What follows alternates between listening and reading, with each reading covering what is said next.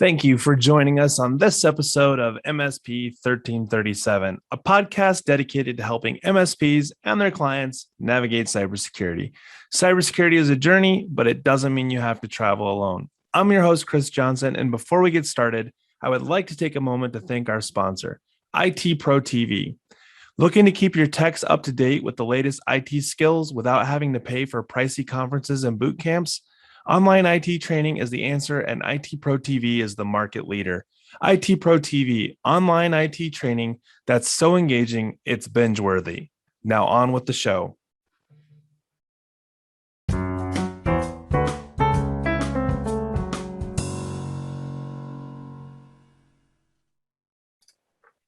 Welcome, everybody, to this episode of MSP 1337. This week, I'm joined yet again by Charles Love of ShowTech Solutions. Welcome, Charles. Hey, thanks, Chris. Hey, so there's a reason for having you back to back. I think partly it's your soothing voice when you talk about very bad things. But more importantly, last week we talked about business continuity and disaster recovery as it pertains to any number of incidents, whether it's ransomware or the power's out. And so this week's episode is power's out, now what? We wanted to talk about the things that we deal with both internally and with our clients as it pertains to expectations. Not necessarily the end of the world, right? Like it could be an inconvenience to me and you. Seems like the end of the world to maybe a client or even an employee who's like trying to get the payroll done or something along those lines. So we agreed that we should talk about expectations, and in the event that, say, the power's out or any other inconvenience, what is it that the client or our employees know to do in that sort of window so that they can stay productive or at least have expectations of this inconvenience will pass? Yeah, and this can go for hours, right? Right. Because there's many things. But the first thing I'll start off with is I need a wizard hat, right? I need a wizard hat because Crystal ball. Yeah, it never fails, right? I'll call a customer and go, hey, we noticed you went offline. I can't get to anything. Yeah, they're outside. The backhoe yanked the power cables out of the building. Right. I'm like, oh, okay. Is the backhoe guy okay? Yeah. So then this has happened a few times, and they're like, yeah, no big deal. We're just gonna send everybody home. Okay. So what are they gonna do? Well, they'll just connect to the server. You mean the one in your building that has no power? Well, we have the battery, like the UPS that I got off Amazon. Yeah, and that lasts for 10 minutes, maybe. So then the conversation started happening. Well, can't we just string a bunch of them together?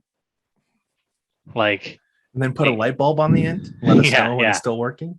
Yeah, so maybe, but okay, so now instead of 10 minutes, we're at 20 minutes, right? And this is where I have to very carefully go, remember that Azure server I was telling you about that you thought you didn't need? Yeah. So that's what we need. And then it never fails. Well, can we move to Azure right now? Yeah. Like now? Like today? Hold on, let me put my coffee down. Yeah. And so I jokingly, like I asked one person, I said, so how many batteries do you have? Right. Because I got to be able to, get your server and stuff. Right. I will say I have gone to a customer site, physically grabbed the box, brought it here, moved him to Azure, so they can at least function a bit. So along those lines, real quick, I think about cost. There's this sort of misconception that says going to the cloud will save you money. And in some cases, I'm sure it can save money depending on your infrastructure that you have on-prem. But I think about what you said about, well, how many batteries do you have or how many minutes do you get, sort of with each battery. And I was thinking about some infrastructure that we have, and I was looking at the batteries, and I think that each of the batteries that I have, they're about $3,500 a piece, and I have 3 of them. And I can get, with no server load on, so just network and internet, I can get about 2.5 to 3 hours of battery. You also have to replace those every 3 to 5 years because they they're lead-based batteries, right? I think lithium ion is going to change some of that. So you can say, hey, I may only get 80%, but I've also been running these for 7 years. Yeah. But thinking about that cost, that's like 10 years in Azure land with that same sort of server infrastructure, right? Yeah. And that's just a part of it, right? What about the AC in the room, Right. right? In Florida, people love putting the bathroom fans in the IT room and going, we have ventilation. No, you don't. That's called recirculation. Yeah, yeah. You have a motor that is burning energy, probably doing nothing. It's pushing its own. It's pushing air down. Yeah, yeah.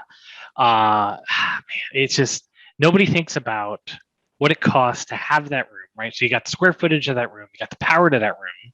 Yeah. The cooling of that room, the security, like all these crazy things that people just really don't nail into. Right. And they often think that the little 1500 UPS can keep them up for a day. Well, maybe the Raspberry Pi doorbell. Yeah, maybe, right? Maybe, yeah. But it's a conversation that it's really hard to have with a customer, because you are coming off like you're selling something, yep, and you're doom and gloom, right?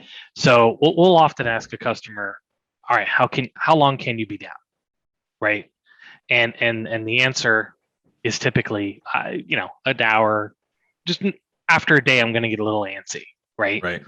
And then, boy, when that internet blips, I got 32 calls coming for that exact customer. Oh my God, the internet's down. Wait a minute. Yeah. What happened to a day, right? But it's really expectations. Yeah. So it really is all right, let's talk about worst case scenario, right? Yeah. Lightning strike, backhoe takes out the building, you forgot to pay the bill, right? We've had one of those. So like, how do you run your business? Right. It's a question a lot of people don't know how to answer. And it's a tough conversation because they think I'm just there to sell them something. Well, and I think along those lines, if we were to take a step back for a minute, you and I were talking about this before we started to record, and I think about the idea that says, okay, I'm just using the example of the internet. The internet is down, and I need a way for my staff to continue working. Okay. I would have to say that in the particular case of continue working, we have to change our expectations to say working with what? Because it's not going to be same. Yep. Same is not an option, because if same was an option, then we would have that throughout the entire organization, and it would just be called what we call redundant, right? Like it would be a redundant option, and you would never know when internet circuit goes down because you're just on. So I gave this example, and I give this example to the guy that runs the organization here, and I just said, what is it that you expect them to do to be quantifying or qualifying productivity that doesn't say just send them home, where they could feasibly also have similar access to resources, right? And so the one thing that I always get asked now is, okay, well, they need to be able to get on the internet. That we can solve, right? Yep. Okay, but once they're on the internet, what are the destinations that they need to go to that may impact whether or not internet for general browsing or ordering stuff from your supplier now becomes, well, I need a lot more bandwidth than that, because I've got to download the camera footage from the incident yesterday, and it's kind of time sensitive since it's a school bus or whatever it might be. Well, now all of a sudden I've totally just said you going on the internet, redundant or otherwise, it is meaningless. It has no value, and you just spun wheels trying to get them up and running. Yeah, I mean, that's definitely a good question to ask. Like, all right, so when we are down, what do you expect, right? Yeah. Because guess what? Your Alexa lights, they won't work, right? All of your timers, they will stop. Mm-hmm. And then there's all these things. Everybody loves to connect everything, the doors, the lights, the whatever, up to the up to smart switches or whatever. And then when there's no internet, then the fish tanks don't go on. Right. All right. There's all these other elements, but more importantly, your daily function. Can you run your business just with the internet alone? A lot of people can, Yeah. right? A lot of people Especially can't. in the new world of COVID connectedness from home. For sure. And where I do have a lot of customers running, like a backup disaster recovery appliance, Yeah. um, I can spin them up 15 minutes, boom, they're up and running. I may have to figure out how to get these people like to access it, but whatever. But I can have the server up and running in 15 minutes. Yeah, you can resolve DNS for them, maybe a little bit more Correct. complex to get to the destination, but at least Yeah. it's ready for them when they connect. Yeah, maybe I have to spin up a term. Like, let's say they don't use terminal server, Sure. remote desktop. I may have to spin up a terminal server in the cloud. I may have to do something so I can have the base server technically online within minutes, and then a couple hours to get everything all situated. But what the customers don't realize sometimes is, yes, I can spin all this stuff up. It costs money to do that. Costs time and resources. But the bigger thing is, all right, when the power's back on, I'm not going to say it's a nightmare to go back, but it ain't 15 minutes. But transactions have happened elsewhere, and now the old destination has not the same data Correct. set. Yeah. So now we have to do a bare metal restore. And this weekend, I had to do a restore for somebody where they don't want to buy a new server, right? It happens, but because they have a BCDR, server died, put in a new one. And because they have data, like it's all these crazy big video files and stuff, it literally took every bit of 26 hours just to export the data drive so that I can boot it back on the hardware. So is this on an example, though, of not all business continuity solutions are created equal? Well, it really doesn't matter what it is, because if you're running in a disaster, well, I had to take what they had been using for a week because it took them a week. Yeah. Because there was a lightning hit, it shot out the server.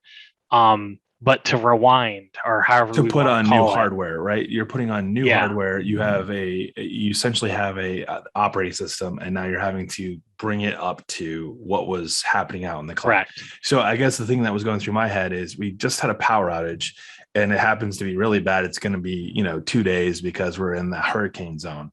Data is being built out here in the cloud, or in the where you set up their temporary. When that power does come back, it's not like there was something wrong with that server on-prem, and now there's a differential sync that has to get caught back up. Those are not all created equal either. No, that's where you get into it's not created equal on your vendor side. Yeah, if I like to tell people, look, if we're going to spit up in the cloud, it's as if we lost your building, right?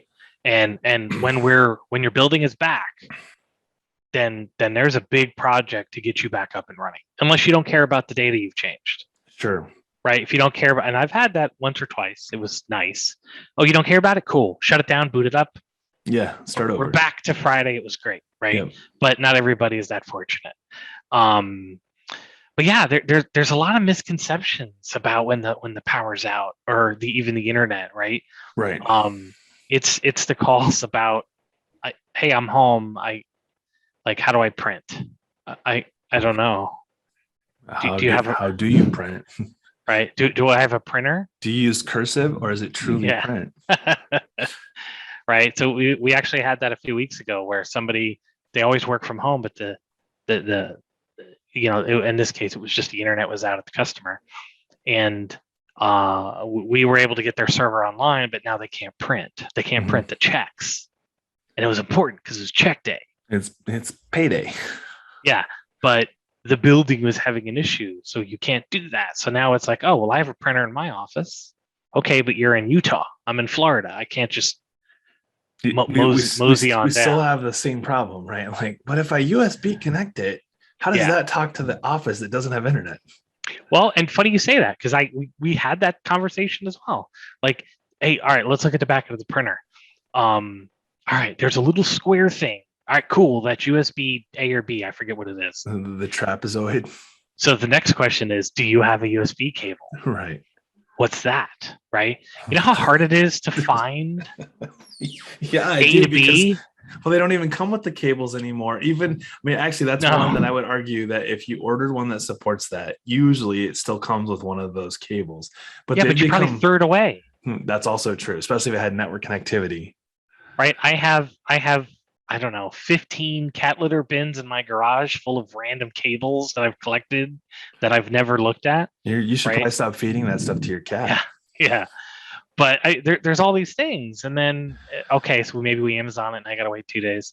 Like it's something as simple as a USB cable for a printer. It's just like, people don't have that stuff at the ready. Okay, let's methodically go through a couple scenarios because I think that's where we're at. So we're going to go with the power's out. We don't know how long it's going to be out for. So that means that my building, we're going to say at a minimum, it's going to be out for 2 hours. Okay. Then my recommendation to you is sit tight. Okay. So would it be different though if it's 8 a.m. versus 2 p.m.? It really depends.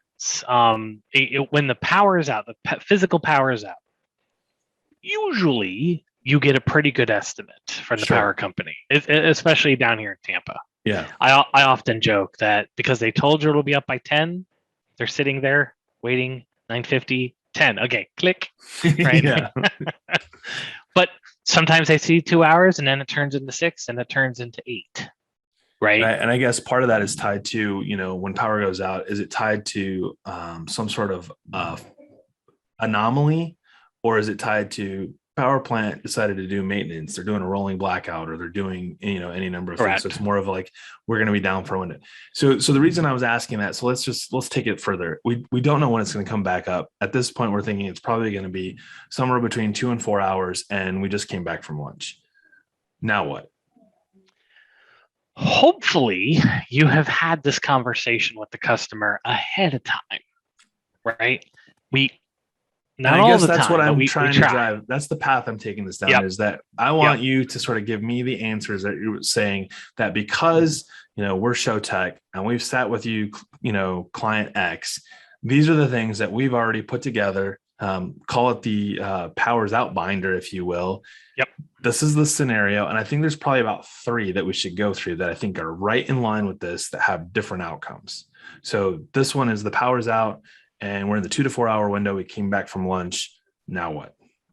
Yep. So hopefully you have an established threshold, right? With that customer to say, all right, before we kick into procedures, right? Because oftentimes this kind of stuff isn't covered under a contract, right? Right. So before I spend the customer's money, I want to make sure that they are fully up to speed. So let's say we agree, if it's 3.5 hours or more, kick into disaster recovery procedures. Okay. So then depending upon the customer, like, hey, can you get by with just 365? Right? They may be able to, especially if we've moved them to SharePoint. Then their building has no relevance at that point. But if they have servers and they have infrastructure, depending upon the customer, I have some that literally cannot function without access to their network drive. Okay. Right. It's life or death. Right. Sure. So we do a lot of social services, and for them, if the power is out, then we're heavily considering spinning up a DR environment. Right. Well, I guess it makes me think about this scenario where you talk about infrastructure. So I think about a building that has core infrastructure, servers, et cetera. If I say that we're going to go to, for example, say generator power, because we know we're going to be down for 2 to 4 hours or potentially longer, that doesn't mean the entire building or the entire floor is going to have power to the cubicle. So we've got to take that consideration too, right? So like we can, in a lot of cases, especially with larger organizations, their building may have redundant power, or there may be at the server room level anyways, a redundant power. And I guess that's kind of that follow-up question is, how do you help the client recognize, go home, equipment's still online, cubicle's not online? Because I think I've been in enough places to know that this happens. It's like people walking around spinning their wheels because there is no plan, and we've lost half a day, versus just saying go home and call it a lost day. Yeah, it's really about that tolerance guide, right? At what point do we, get aggressive with you? So to sum up, that was perfect. Number one thing that has to happen is what is your or your client's tolerance level for this power outage that we're describing, so that we know without confusion protocols kicked in. Yep. And funny enough, I'll give MSP-Ignite a quick little nod here. I participated in the you've been breached town hall, right? And one of the things that came out of that was a breach plan. So what do you do if a customer is breached? What are your written protocols? And we created a document. It's not the best, but it works for us. Sure. And I've actually started to adopt that for this scenario. Okay. Where what is our process for, i.e., internet is out, power is out, things like that. And what I've been finding with every customer, they all have different needs, Sure. right? Some are saying it can't be down, and then you have to have a conversation about that, because I can't, my wizard hat, right? I can't control the building giving you power. Yeah, but I can move you to Azure and take your building out of the equation. It's kind of like Ant-Man, right? Like you're like, I'm going to take your building and whoosh, shrink it. Yeah. And then I'm going to stand it up over here and you just can't see it anymore. But Azure isn't the magic thing either, right? Because Azure has issues. No matter where you are, it's just a matter of how can you mitigate it. So I think this leads us, well, go ahead. No, so the big thing here is, have a piece of paper right with the customer that they have seen, that you have seen, that says, here are our tolerances, subject to discussion. Yes. Right. So that now we're not trying to, on the fly during a situation, figure out like what our process are. We need to have that ahead of time. You're also not really in selling mode either, because you've established a protocol that says this is on you. Yep. This is that cost versus loss, right? Like if you're losing money because you're not online, you should spend the money to get yourself back, within reason. So this sort of leads to part two. We talked about tolerance. I think if you have an organization that's got more than 2 or 3 employees in it, that we're talking about the tolerance levels. Now we're also getting into what are the different employee functions and their needs requirements in the event of whether it's internet or power or whatever. Because you think about, like, if I'm a sales guy and I'm on the road all the time and I'm in the office that one day, I could probably go function somewhere else, coffee shop, wherever. But I think those are also that critical piece, so that when you get the phone call from whatever an employee is, we've talked about organizational tolerance. What's that employee's tolerance, who's now the burr in the saddle, if you will, going to the owner that's saying, hey, Showtech just didn't address my specific needs as it pertains to what I'm not in the loop on organizationally. And I think about, like, I think I was telling you this earlier, we have sort of our front office staff that anytime the internet seems slow, they want to hop on a hotspot. And so there's been some serious expectation misconceptions around, hey, I can't print. Like, you're on a hotspot. It's not connected to the printer. Well, I need to print. Like, well, I understand that, but the slow internet and that connection, you could print just fine. Or when is it a me problem? This is talking about me calling you at Showtech to say, hey, our accounting software is running really, really slow. Okay. It's hosted by a third-party vendor. Have you called them? Oh no, I know what they're going to say. It's going to be, it's us. Okay. Have you called them? Because these are the types of scenarios that get fed into the idea that this other example that we talked about with tolerance has nothing to do with my organization and infrastructure, has everything to do with unrealistic expectations of what should or shouldn't happen because of that trigger. Yeah, for sure. So do you have that conversation? Like, I think this gets into like, software for different lines of business, right? Accounting versus, HR, or accounting versus sales. Like, salespeople are living in Salesforce and they are on the cloud, but your HR and accounting are living on a file server that's in the office. They both have two very different needs that have different, ways of getting them back that aren't necessarily tied to that tolerance level that the organization has. Yeah. So we framed up the we call it the tolerance guide, right? The Mhm. outage tolerance guide. So we frame that up at a handful of customers. Where we're matching it with the breach conversation, right? Okay. So here's the structure. Where just because of our volume of customers, it's a rolling target. We try to do, so many per month. But the people who are having the conversation with us, it's going very well. And they're like, wow, nobody has Right. ever asked us what to do when the power goes out. You guys are awesome, right? Yeah. And that's what it turns into. And it's great because it makes you feel good and you're doing right by the customer. So that leads me to the third and the final one, and I'll kind of it doesn't necessarily need to be addressed specifically because we can tie it to the other two scenarios. So tolerance, and then different lines of business or employee expectations versus organizational tolerance. And the third one is so we'll just say this has been a breach. It's been a ransomware.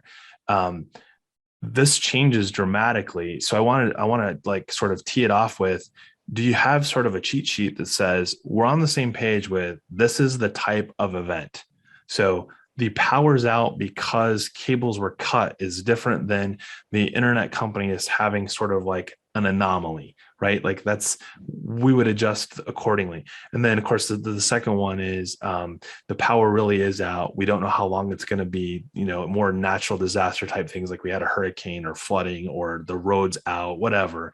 And then the third one is ransomware and incident response type stuff. And I think this last one that we're talking about is dramatically different in the response. And so that's why I bring it up and say you can tie it to the other two, because I think when someone calls and says, hey, my files are locked up, you're not responding immediately with, don't worry, everybody can go work from home and I'll stand you up in an Azure environment and everything will be fine.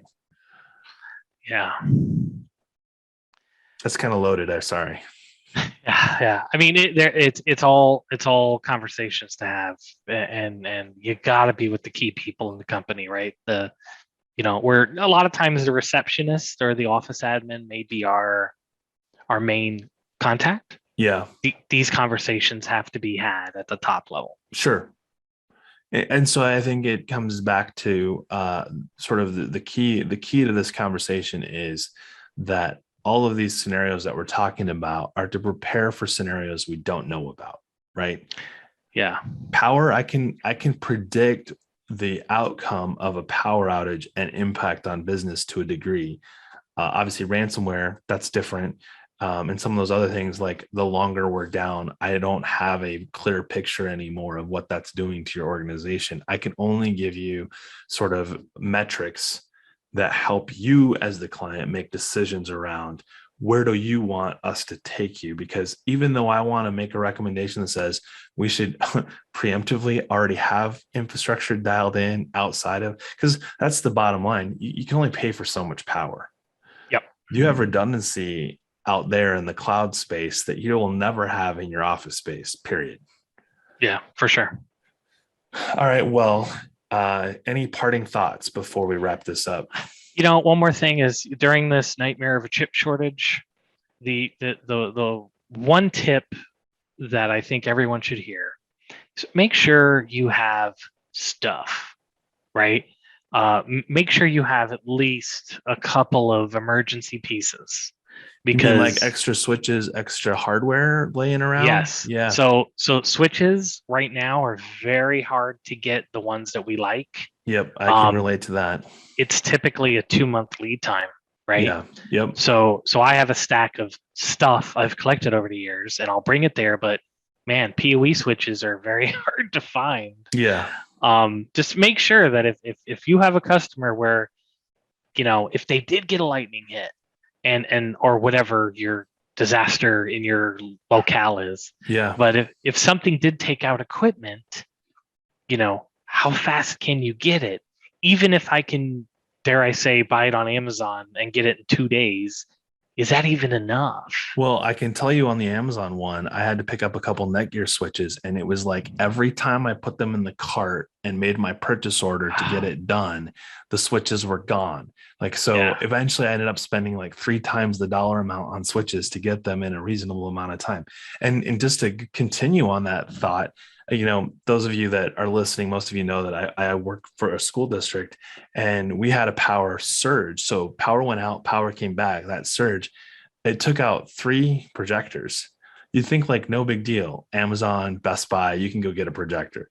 Like, I literally am struggling to get reasonably priced projectors and get them here inside of like a 3-week window. And these are in classrooms where they're like, we've been using pen and paper instead of the kids' laptops because I'm not having 25 kids without masks on huddle around my desk to see the CNN 10 video. Yeah, So it's things like that. It's even having that discussion. So for a school, right? Do we have spare projectors, even if it's one on a cart? You know, like well, it's a good what if scenario, right? And you just have to have those conversations. Well, remember, your competitors are going to go, "Oh, well, I've got inventory, or Yeah. I've Oh, got, sure. I've got vendors I can get stuff from." And so that problem you're having with that purchase order that you still don't have numbers back on, trust me, I know, that's not necessarily going to change because you Yeah. jumped to another MSP. Well, that was our timer. This has been a week. This has been an episode of MSP 1337. Thanks and have a great week.